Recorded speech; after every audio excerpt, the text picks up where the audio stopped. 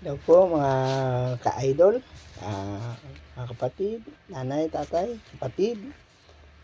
Narito po tayo, may naman po tayong tatalakayin yung tungkol doon sa yung bang ano natin nung nakaraan na yung mga bata noon at ngayon. Mga bata noon, di ba pinapalo. Kikita nyo naman, ganda naman yung pagpapalaki natin.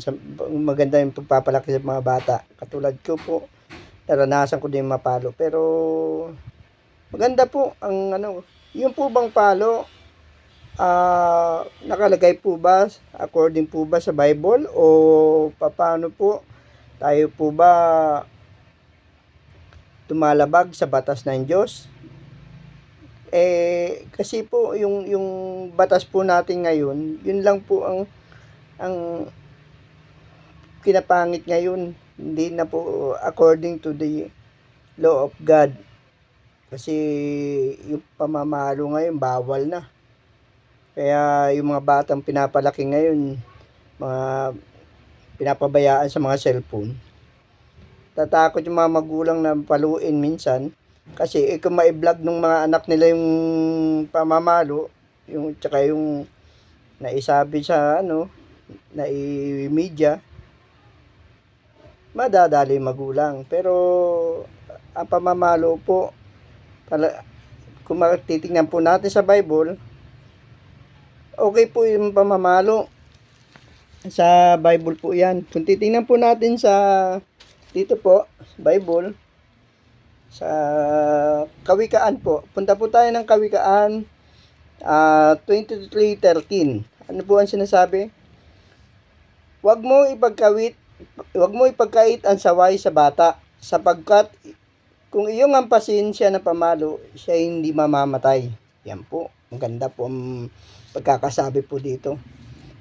Huwag mong ipagkait daw ang saway. Ibig sabihin, sawayin mo kung mali. Hindi naman po pangit yung sasawayin mo yung bata. Minsan kasi may mga magulang na hayaan mo bata yan.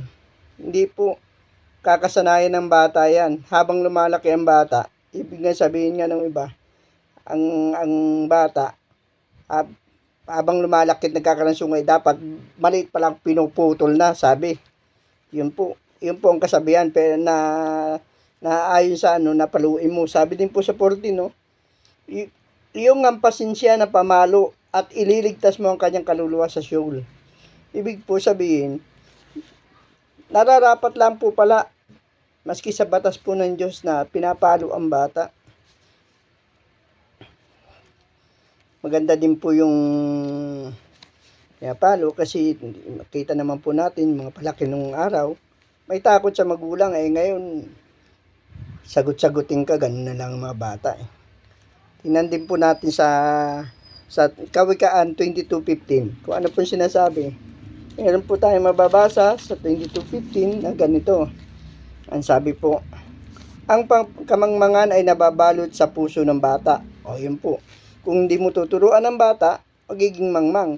Bago sa kamangmangan, magiging palasagot na yung bata. Ano pa po ang sabi? Ngunit ilalayo sa kanya ng pamalong pangsaway. O, yun po.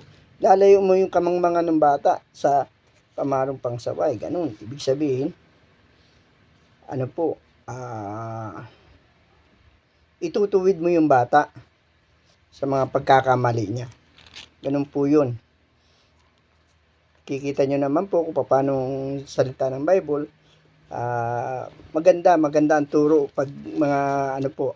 Meron pa po tayong babasahin sa Kawikaan 19:18 naman po. Dito po nakalagay, parusahan mo ang iyong anak, dangan may pag-asa. Yun. Ibig sabihin naman po, wag po yung parusahan mo. Pagkatapos mo parusahan, sabihin mo sa kanya kung anong pagkakamali niya. Di ba? O, naayon po yun po. At wag mong ilagak ang iyong puso sa kanyang ikapapahamak. Nga po, yung nagalit ka, wag yung itutuon yung galit mo dun sa bata. Kung atin din po titingnan, sa Kawikaan 29:15 pa po. Meron pa po, kumpleto po ang salita ng Diyos. Hindi po nagkukulang basta mga aral. Tingnan po natin ha. 29:15 po ang sabi. Ang pamalo at saway ay nagbibigay ng karunungan, ngunit ang batang binabayaan ay umihiya sa kanyang ina. Doon po, di ba? Tama po yung sabi. Bayaan mo yung anak mo. Kahit kung makikita po natin sa mga minsan sa mga palengke pa minsan yung mga batang lumalaki sa cellphone.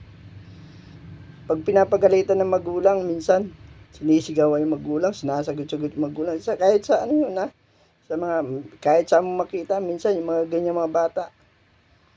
Minsan minumura pa yung nanay eh.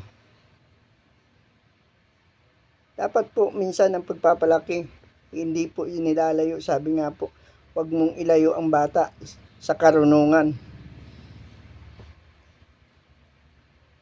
Dapat po minsan ang bata pinapalaki po natin na ayon sa karunungan ng Diyos. Karunungan ng Diyos na may takot at may takot sa Diyos at may takot sa magulang.